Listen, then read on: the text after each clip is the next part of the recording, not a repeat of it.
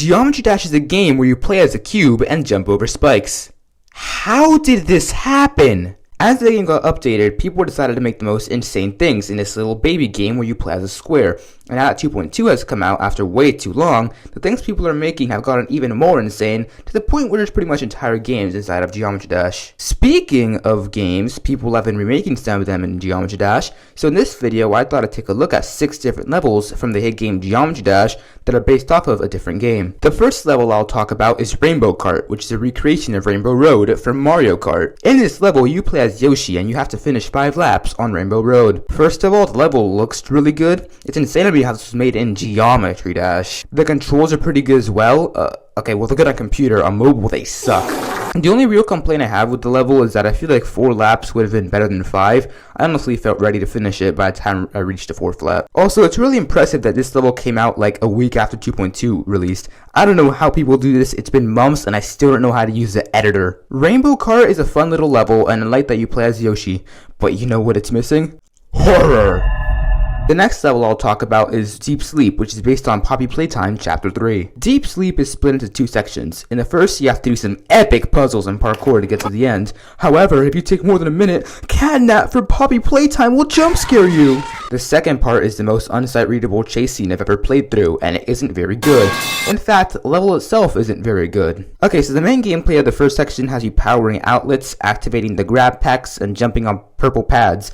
The gameplay itself is fine, but the time limit is just really annoying. I feel like an extra 10 seconds or so would have made this a bit better. The second part is just annoying. Things are falling from the roof. There are warnings beforehand, but still, it's annoying to dodge. There's also just like a random shopping cart that comes out of nowhere, and it's dumb and stupid. The visuals are pretty cool, but the gameplay needs some work. Next up is the Gungeon. This level is based off the game Into the Gungeon. It's very good. In the Gungeon, you play as Robot with a gun.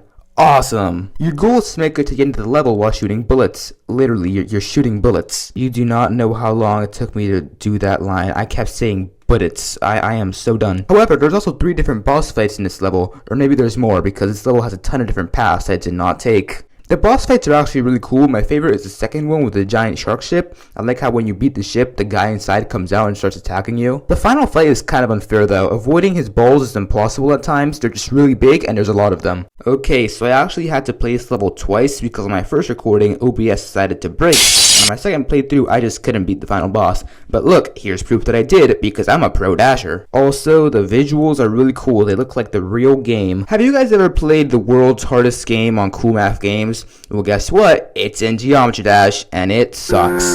The world's hardest game in Geometry Dash has some of the worst controls ever. You're playing as the jetpack, which is pretty floaty. I think that's the word. Also, I don't know if it's because I had OBS and the hit game Cookie Clicker open, but this level was pretty laggy. The blue circles just randomly teleported sometimes. It was annoying. I couldn't get past level 1, which is weird because I'm usually good at beating hard things, like the nightmare. This level is epic dumb, and I do not like it. But do you know what I do like? Despicable Me. Unfortunately, no one has recreated Minion Rush in Geometry Dash. But do you know what I like slightly less than Despicable Me? That's right, Five Nights at Freddy's. I'm going to talk about 2 FNAF games, the first one being 3 Nights at Home. In 3 Nights at Home, you play as a YouTuber that is retiring, but oh no, your fans are mad, so now you must make your last 3 YouTube videos while fending them off. In order to finish a night, you must finish a video. In order to finish a video, you have to play a Geometry Dash level. However, you must keep track of your window and cameras because your fans will show up from there, meaning that you have to either shock them or use a light to make them go away. In night 1, you have to beat the hit level cycles. It's pretty easy. But then in night 2, you have to play a fan challenge. I refuse to believe this was made by a fan because this level is torture. Okay, so you know how most games like to slowly get harder as they progress?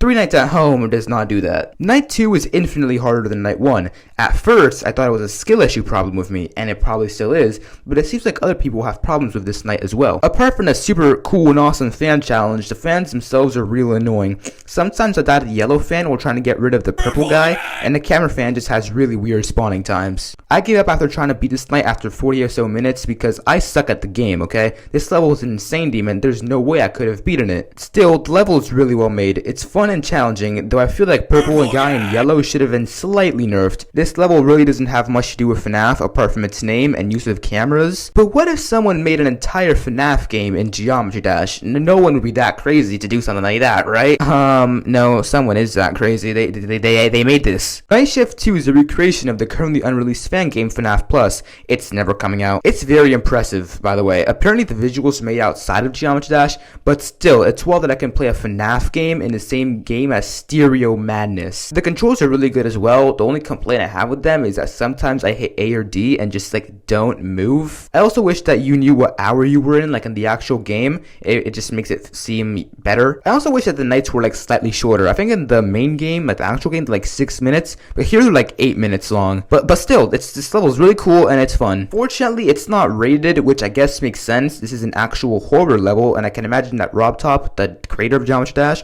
doesn't want to rate a spooky level since Geometry Dash is a little baby game, but still, it sucks that it's not rated. I mean, he finally rated a tidal wave, so maybe Night Plus 2 has a chance. In conclusion, Geometry Dash is crazy. It's insane to me that a game that starts off really simple, a cube jumping over spikes, is like pretty much a game engine at this point. It's wild. Apparently, people are even making like 3D things in Geometry Dash now, and just saying, if you can make a 3D thing, you can make Minion Rush, okay? I'm just gonna throw that out there. I know this video is slightly shorter than usual, unless it's not, I don't know. I don't know how to tell runtimes. But I don't want to make another 13-minute long video, because I'm working on 2 big ones, and I won't have time to make them if I spend my entire week editing other stuff. Now, if you'll excuse me, I have to go make a Minion Rush Geometry Dash level. Bye, I guess.